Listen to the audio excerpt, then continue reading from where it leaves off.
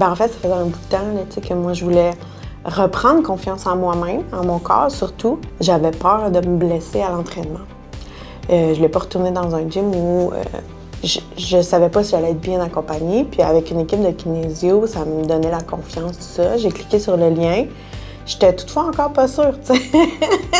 Mais quand j'ai rencontré Olivier ici, ça a validé, tu sais, mes attentes.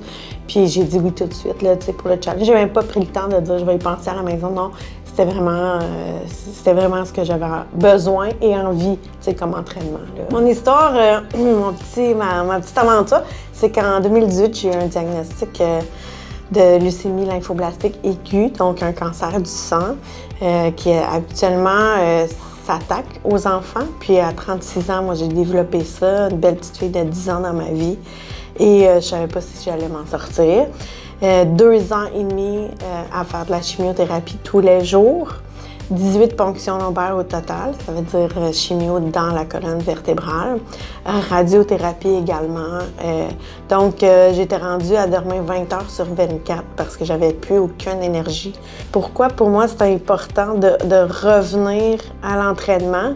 C'est que je devais reprendre confiance en mon propre corps parce que j'ai perdu beaucoup de densité osseuse et de masse musculaire. Tous mes os étaient micro-fracturés.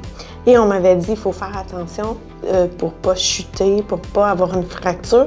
J'ai décidé que je voulais pas vivre dans la crainte, mais reprendre confiance en son corps.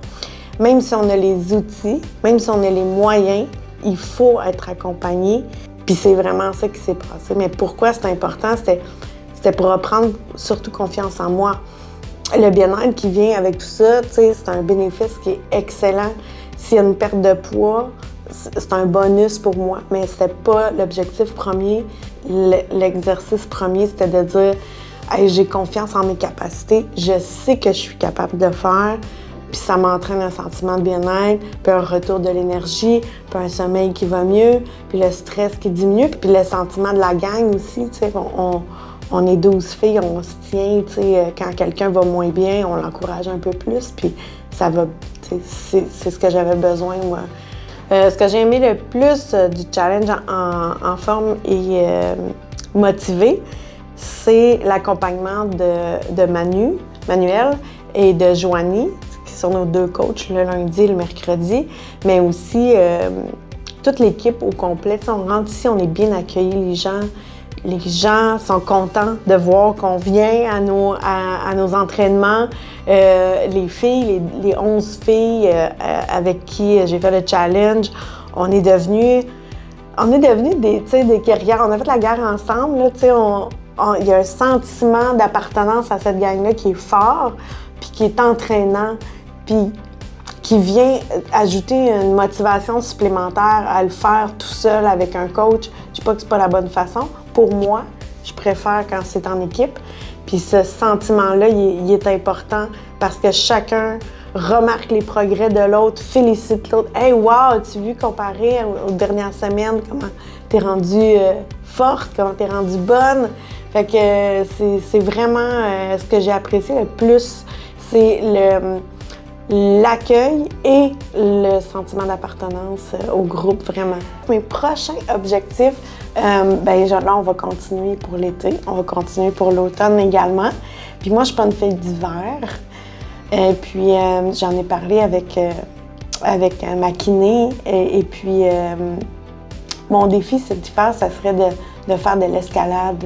Mais oui, ça serait ça mon prochain objectif. Et éventuellement, avant mes 50 ans, fait que ça me donne un petit 7 ans quand même, faire un parcours Ninja Warrior. Et là, j'ai la confiance, mais j'ai pas encore tout à fait l'endurance et la force, fait qu'on n'a pas le choix de continuer puis pour arriver à ces objectifs-là. Et aussi, me rendre au travail en vélo à partir de l'an prochain. Ce que je dirais aux gens qui hésitent à faire le challenge, ça serait ose. Ose prendre soin de toi, ose dépasser tes limites, ose venir voir ce qui t'est offert, ose imaginer que ça va aller mieux.